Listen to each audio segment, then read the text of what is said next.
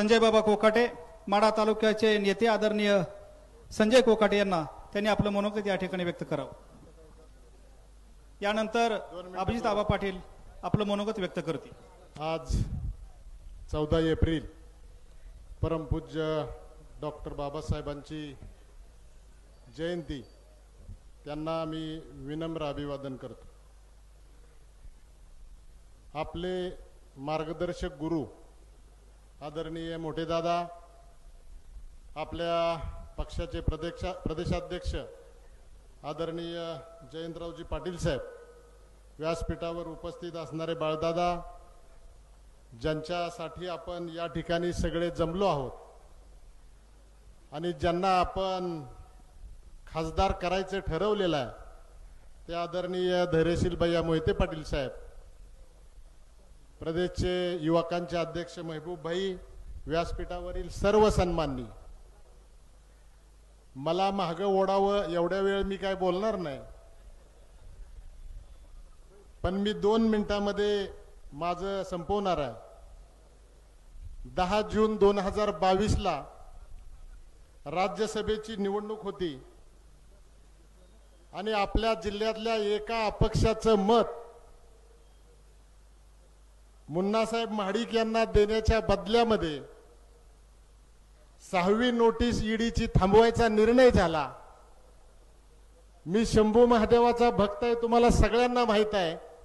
त्या दिवसापासून मी महादेवाला म्हणत होतो, बबन दादाला भाजपकडे जाऊ दे। 2 जुलैला अजितदादा भाजपच्या सरकारमध्ये समाविष्ट झाले आणि मी निर्णय घेतला, कारण मला अगोदरच भाजपचा राग होता। 2019च्या विधानसभेच्या निवडणुकीमध्ये भाजपच्या शीर्ष नेतृत्वानं राष्ट्रवादीला मदत करायला सांगितलं, कारण निवडणुकीच्या निकालानंतर राजीनामा देऊन बबनदादा शिंदेचे चिरंजीव भाजपच्या तिकिटावरती लढणार होते।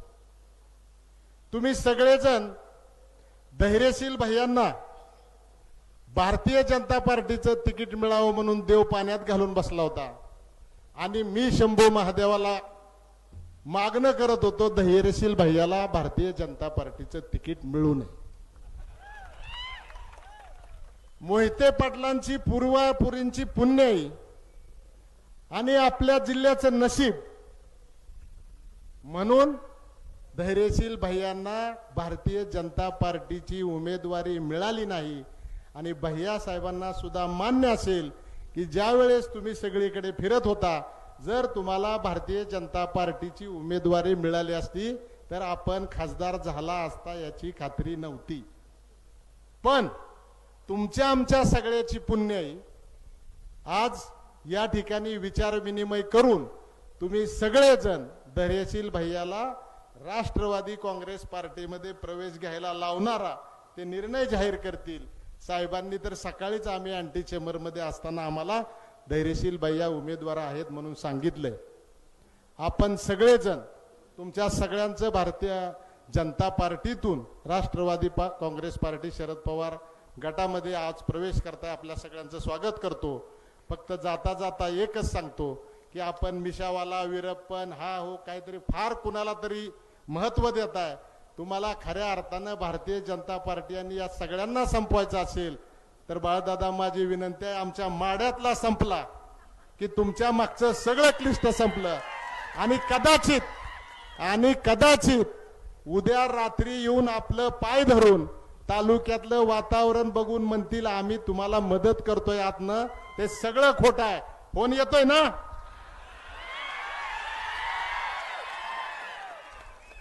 बघा, आम्ही सांगितलेलं तर त्यांच्या हातात राहिलेलं नाही।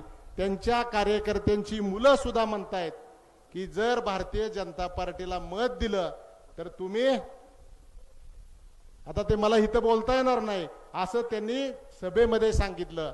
आणि मराठा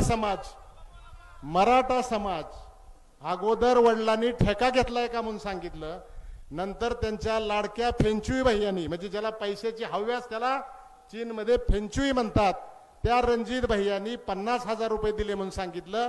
आणि परवा ज्यावेळेस पालकमंत्री त्या ठिकाणी चंद्रकांत दादा आले त्यावेळेस विजय काळे नावाचा एक तरुण त्या ठिकाणी त्यांना विचारायला गेला आरक्षणाचं काय झालं. त्यावेळेस बबनदादांनी मोठ्या आवाजामध्ये सांगितलं, ए लय शान आहे तू गप. इतका मराठ्यांचा द्वेष करणारा हा नेता हा संपला की आपल्या जिल्ह्याचं सगळं चांगलं होईल. म्हणून तुम्हाला सगळ्यांना विनंती आहे, जयंत पाटील साहेब तुमच्या सुद्धा पाया पडू शकते, आम्ही तुमच्या पाया पडतो. फक्त बबनदादाला त्यांच्या कुटुंबियाला भविष्यात कधी जवळ घेऊ नका एवढीच या ठिकाणी विनंती करतो. आणि मोहिते पाटील समर्थकांना सुद्धा एक छोटी विनंती करतो की जरा मोहिते गट बंद करा. आपण असं बोलून आपल्या नेत्यांना अडचणीत आणतो. आपण सगळी जण मिळून राष्ट्रवादी काँग्रेस पार्टीचं काम भैयांच्या नेतृत्वाखाली करू आणि या सगळ्याला आपण मान्यता द्याल अशी आशा करतो. जय हिंद, जय महाराष्ट्र.